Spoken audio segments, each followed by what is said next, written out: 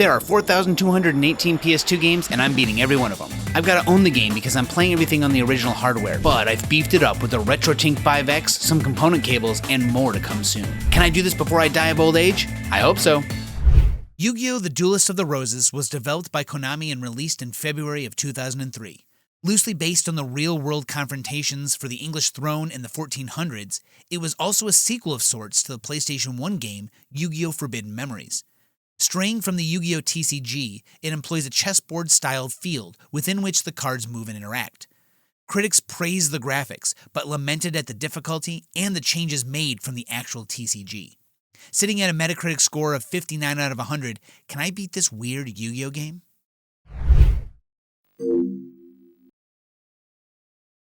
Yu-Gi-Oh! The Duelists of the Roses is not your typical Yu-Gi-Oh! Game. You don't just sit across from each other playing a card game like normal. Instead, you have a large board where you move the cards around to attack each other, which changes a lot about the game.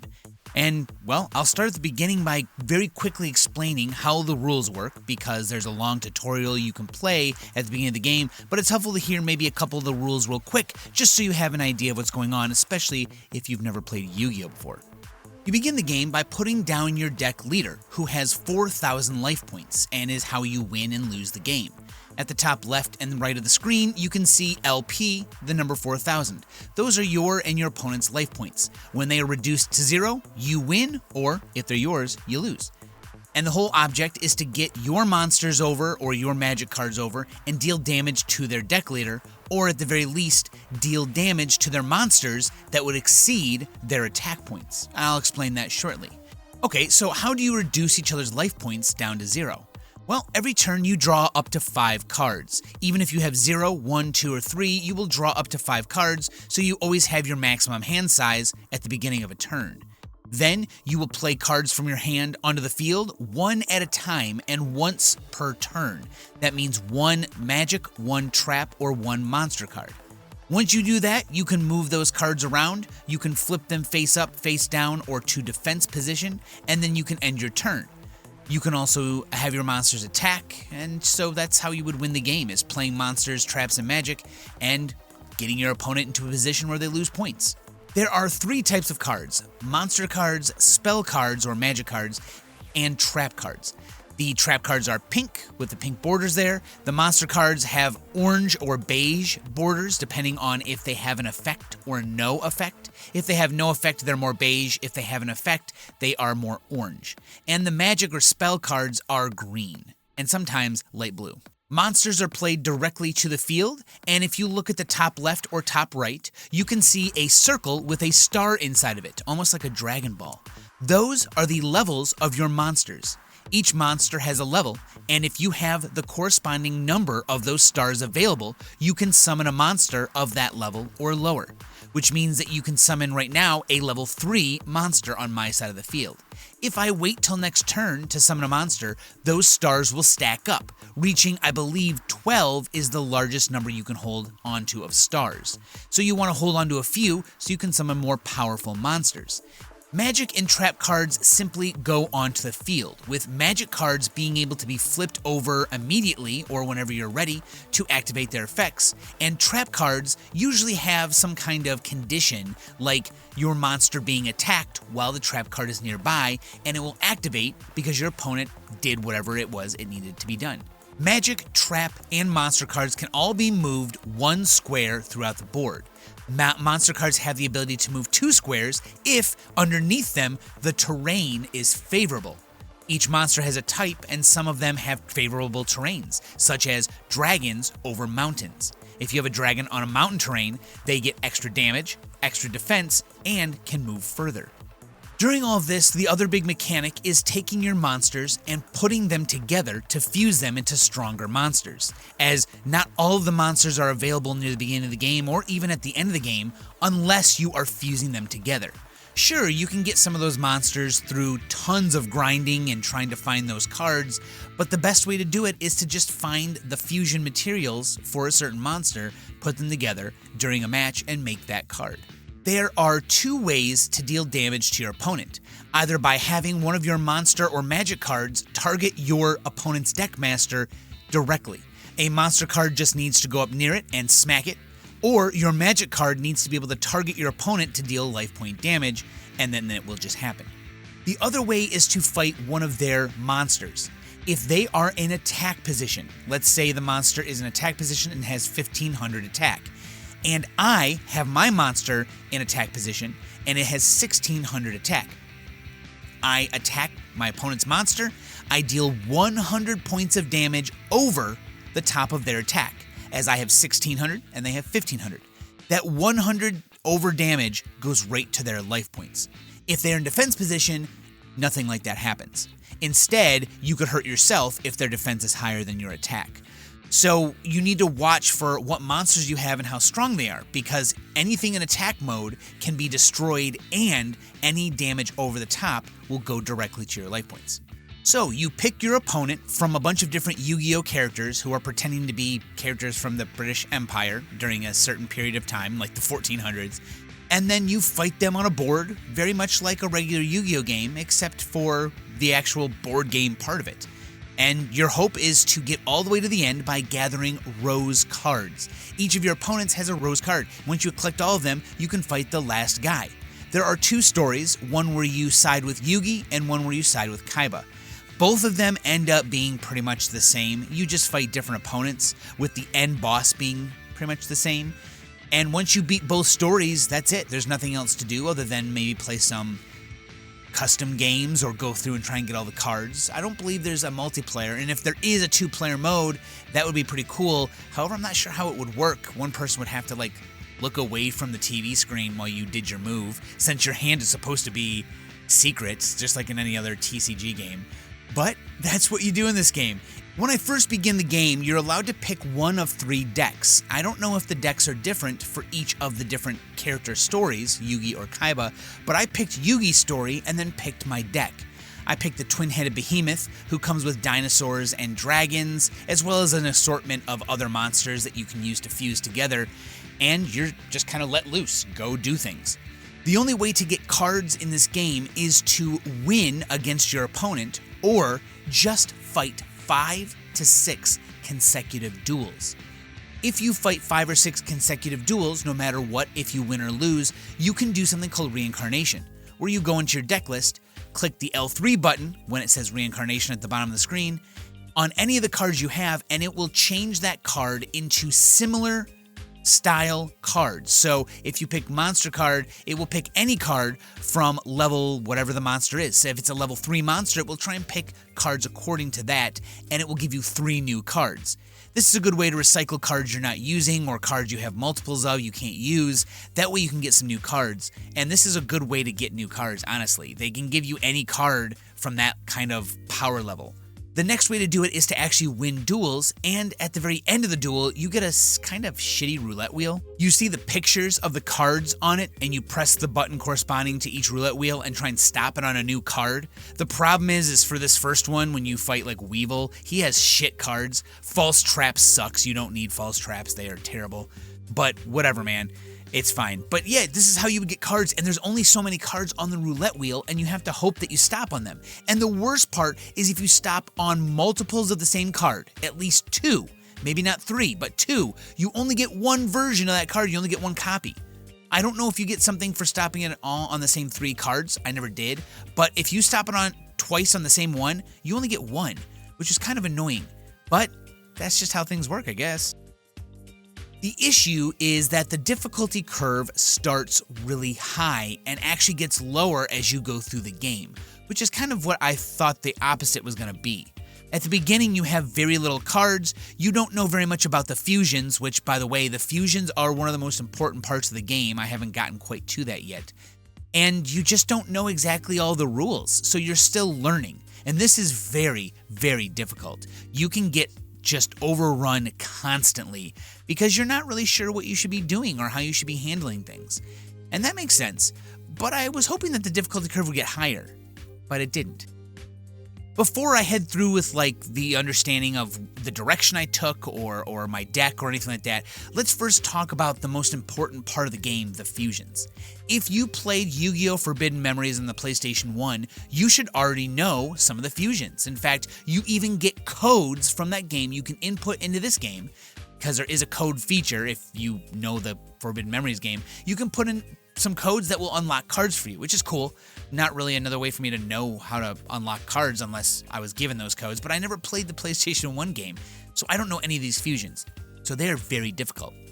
If this is the first time you're playing this Yu-Gi-Oh! Game and you never played Forbidden Memories or any other Yu-Gi-Oh! Game, this one will be very confusing. I'd say start with one that's more traditional, learn some of the cards, the effects, and how things work, and then come back to this game. Although, you could jump in if you wanted. But like I said, the fusions are extremely important.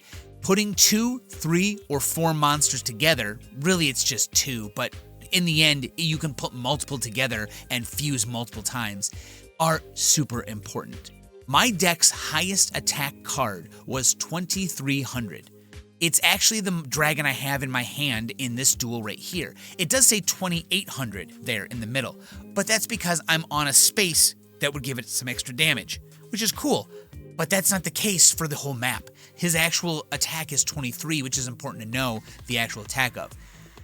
So fusing him with other monsters is really helpful because the very first person you fight has a 2500 attack monster he will throw out near the beginning of the game, meaning you suddenly just don't have any way to get around it. Yes, you do have equip cards that can increase the attack of your monster, but it's not guaranteed you'll get it, and if he gets the one card that dominates you, you're gonna lose. So learning these fusions is obviously very important. And I'm going to tell you what, people were coming into the stream and trying to help me with the fusions because they are difficult. It is not clear what the fusions need to fuse. There's not like a clear way to understand until you do it hundreds of times, it feels like. So my best advice is to look up a fusion list because it's not just about fusing a couple cards. There are discrepancies that they don't account for some reason. Let's say that you want to put a dragon together with a thunder monster. The dragon I have in my hand that's really high level, at least 2000 attack, and a thunder monster right here will create an even stronger monster, the twin-headed Thunder Dragon, which is wonderful. It's the card you need with this deck to win because it's super strong. But how would you know to fuse those two together? Well, you don't really. This means that when you're fusing your monsters, trial and error actually gets messed up quite a bit with the discrepancies that come with fusing. Let's say, for instance, you're trying to fuse a dragon with the Thunder monster to make that strong monster. There might be a dragon somewhere that fulfills all of the fusion requirements, having more than 2000 health, being a dragon, whatever. But for some reason, it doesn't function properly. So last time I fused that monster together and it worked just fine. But you may find a dragon that fulfills all that stuff and it doesn't change into the proper dragon. That's because there are just some discrepancies. Sometimes they don't work, sometimes they just don't work. And it doesn't really make sense why they don't. And the person's fusion list I found on Game FAQs was very detailed. They said they spent a lot of time trying to figure out how the fusions worked. And they mentioned several times, this monster, this monster, this monster, this monster, when you fuse them, don't work properly. I don't know why, but they don't work. That's kind of disappointing. I wish that it wasn't like that because the fusions are so utterly important. So it's really helpful to just look up a list so you don't get so confused you don't want to play anymore. It's worth playing. This game is super fun. But when something like this is important and not explained well, that can be frustrating. Okay, with that out of the way, because the fusions are 100% important.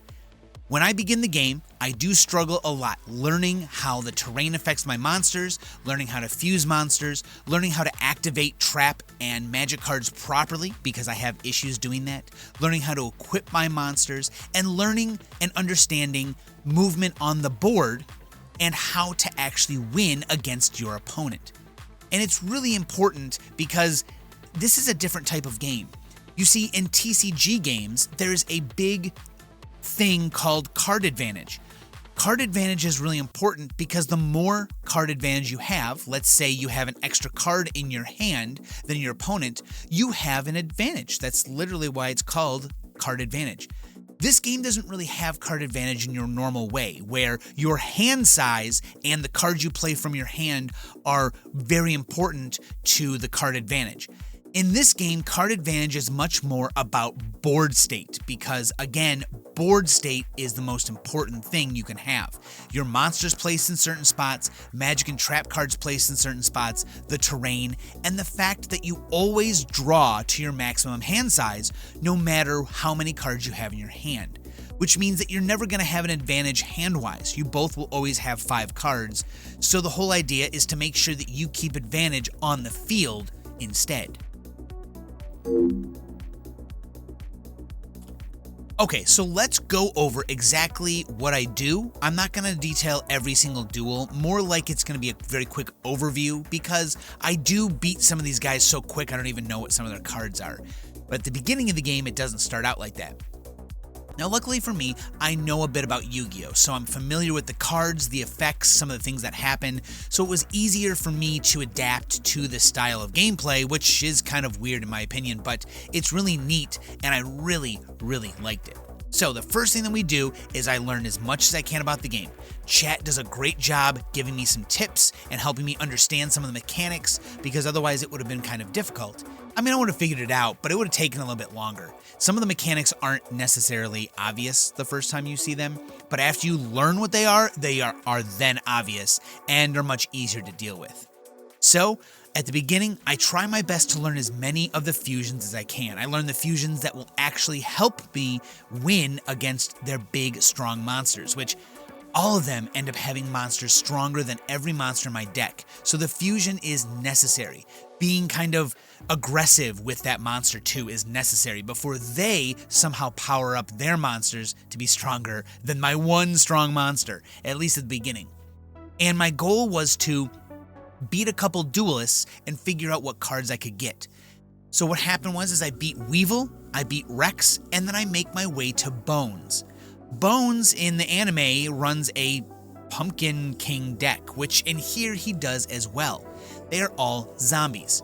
Now the Pumpkin King has an effect that says if he is face up and in defense position on the field, so he has to be revealed and be in defense position, he will raise the attack and defense, or just attack, of all zombies on the field, including your opponents, by 100 for each pumpkin that is actually active. Which is pretty cool. That means you could sit him in the back and let him just pump all your zombies up. I thought, that's a cool strategy, and it's really useful against me. If I can beat this guy enough, maybe I can get enough zombies to do the same thing. I spend maybe 4 or 5 hours straight, several streams straight, just working on grabbing the zombies because I want my deck to be kind of powerful, or at least I'm hoping that this is powerful. And I thought the strategy sounded pretty good, and I did. I fought him enough to get 3 pumpkins and 4 or 5 extra zombies that I didn't have already, which I did have a few. And then I started my new deck, which this is by the beginning of the game. This is not very far in the game. This is 3 fights into the game, and there are a total of like 12 fights on each story, so I'm very, very early on. My idea was to maybe get an entire deck full of zombies, but then I realized that there are a lot of duelists who have good counters to strategies like that. I can't just run in with one strategy. So instead, I got about half of my deck, maybe a little less than half of my deck, full of pumpkins and zombies. Then, the other half was the dragons that I had, because the dragons were actually really helpful. And that gave me 2 entirely different strategies to work with. The zombies, which didn't necessarily need to be fused in any way, because I could just flip them up and have Pumpkin buff them up to 100 attack each. And then the dragons could come in, already powerful, fuse together and go in with rush mode, just beat them down. And it was really cool, because I didn't just have those cards, but I had 1 each of terrain cards that would do a very special thing. I had a mountain and a wasteland card. Those cards would change the terrain underneath them, 2 squares in each direction, 1 diagonal, into that terrain of that type. Dragons favor mountain terrain and zombies favor wasteland. Here on this map right in front of you, you can see that I'm on grassland, but then to the top left of my Deckmaster, there's wasteland right there. Also water, but the wasteland's important because that is what zombies prefer. Also dinosaurs, which are kind of helpful. But the zombies and the dinosaurs both use those two terrain types to get stronger. And I had cards that would literally change all the terrain underneath to what terrain I needed for my monsters, which means that I could hand pick out where I wanted things to happen on the map. If their Deckmaster went into the corner, I would corner them with the mountain card, flip it so that all my creatures had a bonus on those tiles, and then go in for the kill. And that's what I did every single time.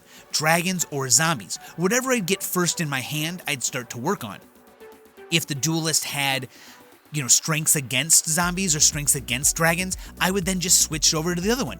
Pitch everything I didn't need that was dragon or zombie, and then go with the other one, which is 100% possible. While I was gathering the zombies and for my deck, I did find out a couple useful strategies. Something interesting is that you can select cards to fuse together while you put them down. You saw right there that the cards kicked each other out.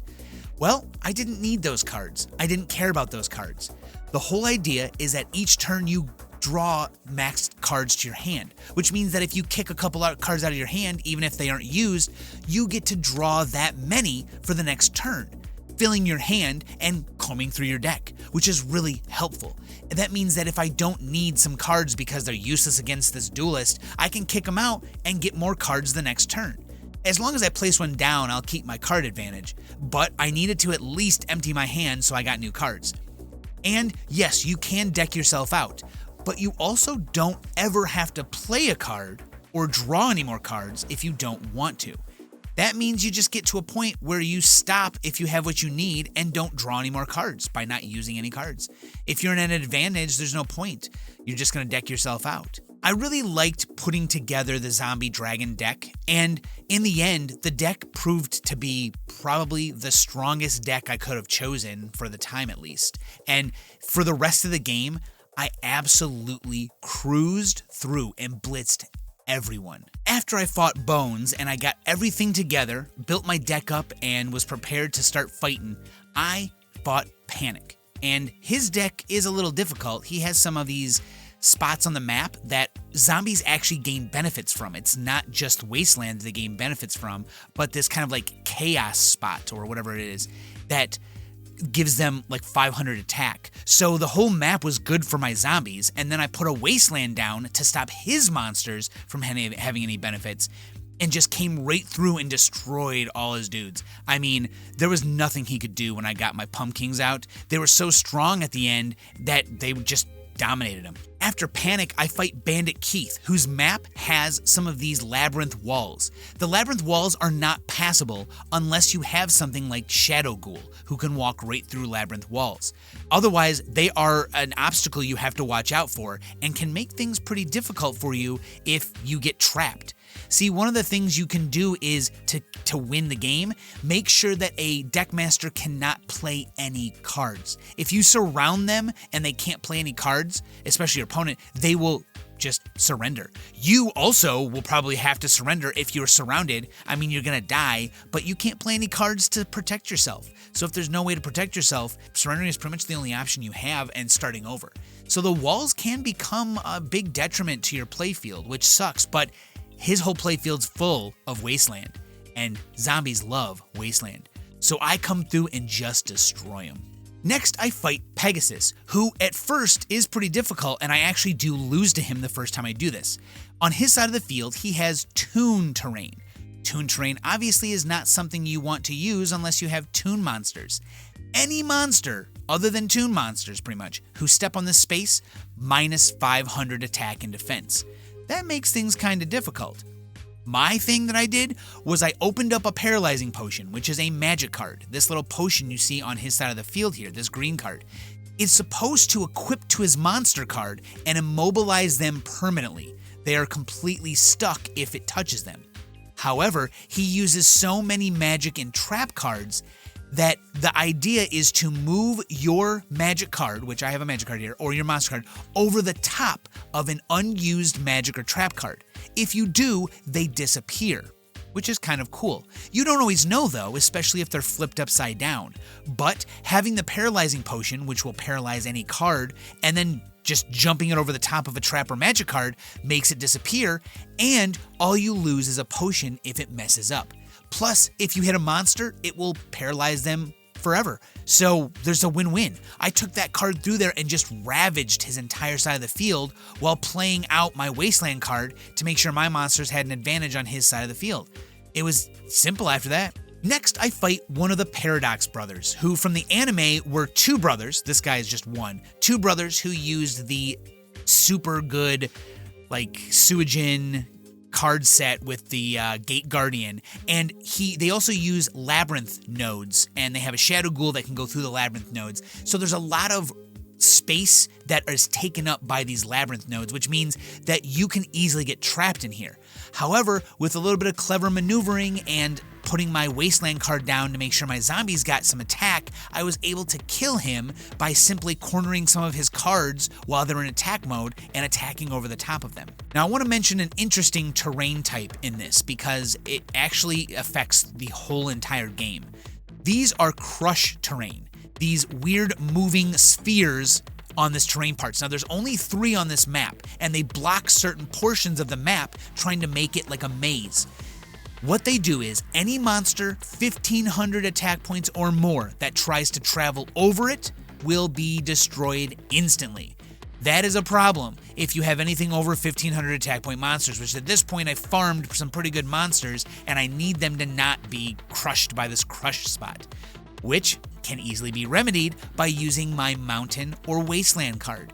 I take care of those pieces of terrain and remove them from the game, cause screw them. Next, I take on Ishizu, who has a lot of these crush spheres all over her side of the field, which is kind of funny because in her duel with Kaiba, he uses the crush card, and I believe she doesn't give a shit because she doesn't care. She can see the future and she knows that that card doesn't matter to her. But her field is full of them. However, just like usual, I take out my lovely Mountain card and just tear up her side of the field. Fuck you. You're not gonna win. The next guy I fight is not actually a character from Yu-Gi-Oh! He's just like the Duke or something. He's like in control right now. And I start the match out by throwing my Mountain out, getting it to the middle of the field, making it so my dragons, who I have a lot of in my hand, are ready to fight, and see what he does. Because I began with a magic card, I've saved up enough monster levels to summon the biggest monster I have. And he makes just the largest mistake I've ever seen a computer player do, at least, well, yet. The other ones make even worse mistakes. He just lets me kick his ass. I don't really understand. So, I mean, it took like 4 turns. This battle, I don't even know what cards he has. I just came over and kicked his ass. After this, I fight Kaiba, and this is another really sad battle. I begin by waiting and moving kind of towards the middle of the map, and for some reason, he decides to move directly at me. In doing this, I'm able to just throw my cards down, summon them by moving my Deckmaster forward a notch, and then having them attack him. And he's done.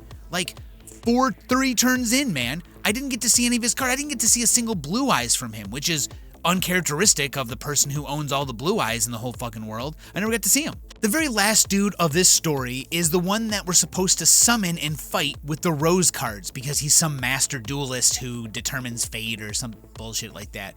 But that doesn't matter to me. I'm not worried about that. What I'm worried about is the middle of his field being all crush terrain.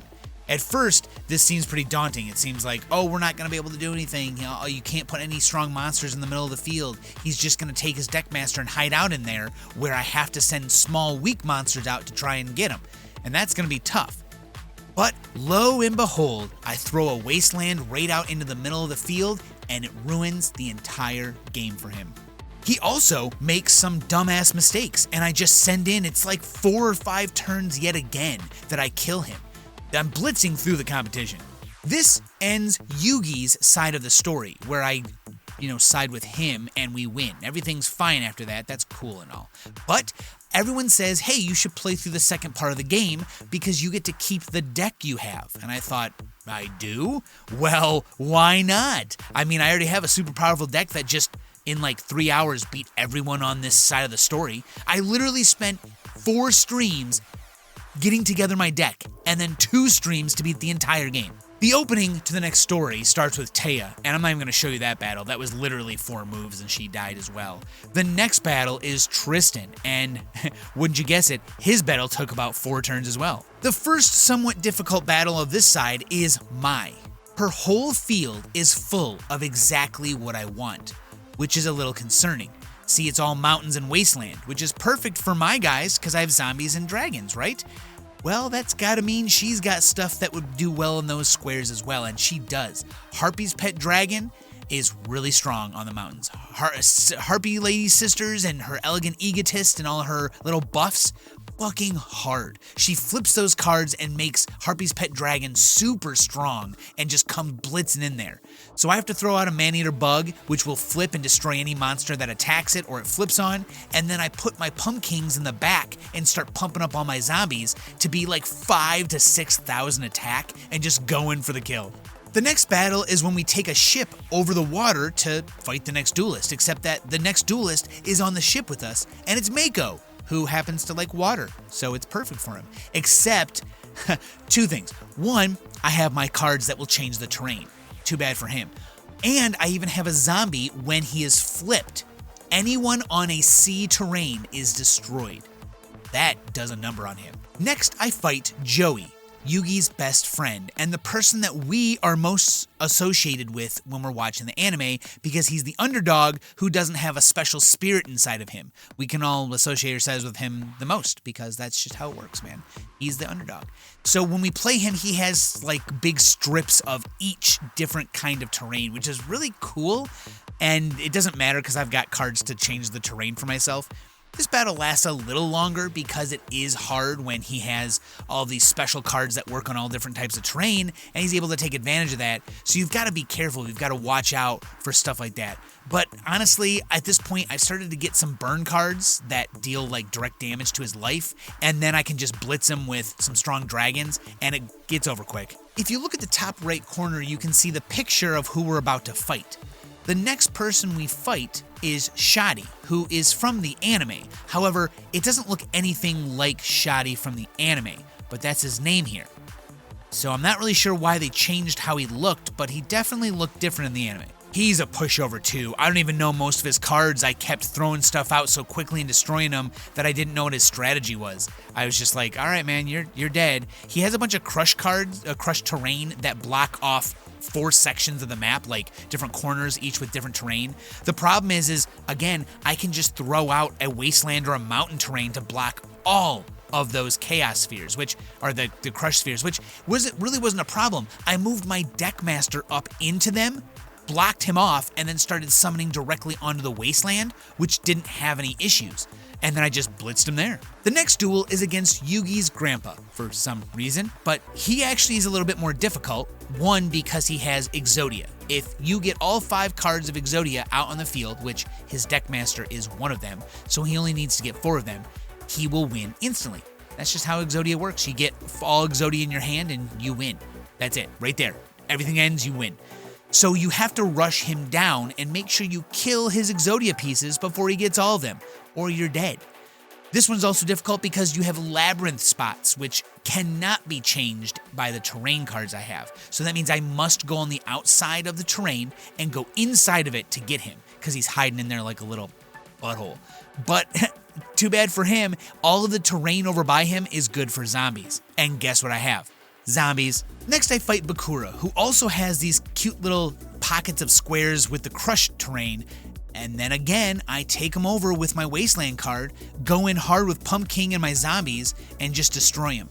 This one is a little bit more difficult because his cards are pretty strong and he's able to get out some tough cards to fight against me. I mean, he actually has crush cards himself, which make it difficult, so I don't want my cards to get near them. I don't want him to transform spots into crush card spots, so I try my best to just get him quick, and I do. It takes about like 10 turns.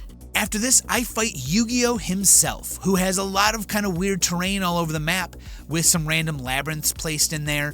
And at first, I think he's going to be hard, but he takes me about 15 turns, and I just power up my dudes with pumpkins once I get them, and it just destroy him. He doesn't really stand a chance. I mean, at this point, my strategy is just working so well that none of it matters. The last duel is once again against that, like, fate duelist that we summon, because we're on the bad side this time, so Kaiba still summons him. But he turns on us, because, we think we're summoning him to help us. But nope, he turns on us, and we must defeat him again. And his map is it's just the stuff in the middle and the little labyrinth spots. It's really not that hard of a battle. He does have some Blue Eyes White Dragons and some powerful cards. It is a little close at one point because he's pushing hard on me. But after going through my deck very quickly and getting to all my strongest cards like Pump King and pumping up my cards, I'm able to get in there and deal the damage I need to do after about 20 so turns. It does take a little longer on this one. This one was actually more of a tough battle. But this was the whole thing. I just blitzed through them. It was like 4 hours of using this deck, and I destroyed everybody. I think I lost a total of 3 duels. One of them was because I misclicked and destroyed one of my cards I needed, and so I just surrendered and came back in to refight the duel. And it was like turn 2. So I didn't even really lose that one, and there's no penalty for losing, so who gives a shit? You just... Honestly, the best thing I was doing was if I went into a match and I didn't start with, because you only have 40 cards in your deck, if I didn't start with a mountain card or a wasteland card to like change the terrain, I would just surrender and come back in and try it again. Does my opening hand have one of those? No? I'll just surrender and do it again. Because those cards absolutely make it easier to win. I mean, if you change the terrain, they can't... you have a bunch of extra damage, and the crush card spots become useless in that case. So it's really easy if you have those cards, and in fact, you can get more of them. I didn't, because once I started doing well, there was no reason. You can comb through your deck so fast that even if you don't start with them, turn 2 or 3, you're probably going to find them. But they're so game-changing that it was worth waiting for them. And I don't know, this game was super fun. I really enjoyed it. I liked the strategy. Someone brought up that I like Final Fantasy Tactics, so I probably like this because it's very strategy-based. It's grid-based and stuff. And I was like, oh yeah, I think I really enjoy being able to sit there and figure out my next move. Like, okay, every time I come to my move, I go, okay, what do I have? What can I do? What are the things I'm going to try and do? Like, let's think about this. And I take some time and go through the steps and then make my move. And generally, I only take about 10 turns to win because I've thought about my moves very carefully. Once I know everything I have access to, that's all I need. And some time, and then I can win. I lost very seldomly after I got this deck. It was a super fun deck, and someone did tell me if you go for Pump King and zombies, you probably will be too powerful for the game. This was after I'd already started to collect those things. And honestly, it was a good strategy. It's the beginning of the game, it's early on, you can get these cards, and it's a very strong strategy, including having half of my deck be dragons, so that I had something else to fall back on. Don't forget that some duelists do have things against dragons that hurt them pretty badly, or zombies, and you need the other one to survive. So it's good to split your deck down the middle, especially because, it's easy to get the cards you want. If you don't need cards, unlike the actual TCG game, you can't just toss the cards into the graveyard. You actually have to use them or discard them based on a card effect. In this game, you can just pitch those cards if you want. Try and fuse them with something that doesn't work. Whatever you try and fuse them with will take over the spot and kick that card out, meaning you can just redraw that card. Super cool. I beat Yu-Gi-Oh! The Duelists of the Roses for game 131, and it was super fun. It gets an A because it was very fun. I really liked it, and I'm very surprised that it was so freaking fun, man. It's just a good time. The strategy involved was fun. I didn't expect it to be fun because I thought, I'm so excited for a regular Yu-Gi-Oh! Game, and this is not it. Well, wait, it was actually really fun. So if you've played Yu-Gi-Oh!, if you know Yu-Gi-Oh! A little bit, this is totally worth playing. It is hard. But my suggestion is to find the fusion list and mark the cards you could use. And then just try and find a strategy that you can get early in the game from a duelist who has those cards. Because if you can do that, you can make your way through the game pretty easily. All you have to do is find some of the cards you need and go. So the reason it doesn't get an S though is because the fusion list is so messed up. The discrepancies, the not being able to understand what they want. There's no markings. There's nothing. There's no checklist to say, oh, you found this fusion. Nothing. it's just nothing. You never know the fusions you've created until you create them again. And you go, oh yeah, that's right, these guys. So sometimes I think to myself, I am going to pretend to use these cards by fusing them, because I know they won't work, and just pitch the cards. I need this monster though, so I don't want to fuse it. And then I have it try and fuse with a monster it couldn't fuse with, but then it would, and it ruined my whole strategy because I didn't realize those monsters could fuse. I'm like, wait, why can these guys fuse together? I don't know, but it's crazy. I did not like the fusion part. It was cool once I learned some of them, but I don't know, man. It was very rare that I used like other fusions. There were a lot of fusions you can do that I just skipped. I mean, give me the strongest monsters and give me the actual card instead of having to fuse them, and I'll take that, which is fine. Otherwise, the game gets an A. It's just a wonderful game. Please play this game if you know anything about Yu-Gi-Oh! Or want to try some really deep strategy, because honestly, it's really cool. It's totally worth a play. So, thank you so much for watching this, everyone. I really appreciate it. Thank you to everyone who's watched this far into the video. I know it was kind of long.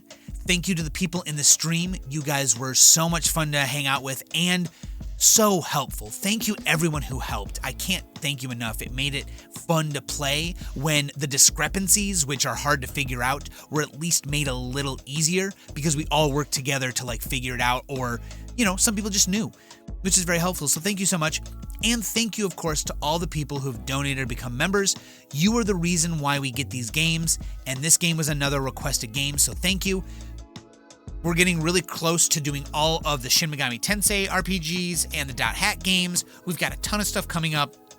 This Christmas, I'm going to get a Defender Pro controller, which I'm going to give away to someone, and it's a cool controller, so when we get there, we'll do a big giveaway. Just thank you, everyone. I appreciate it so much. I'll be back again with game 132 soon. Later.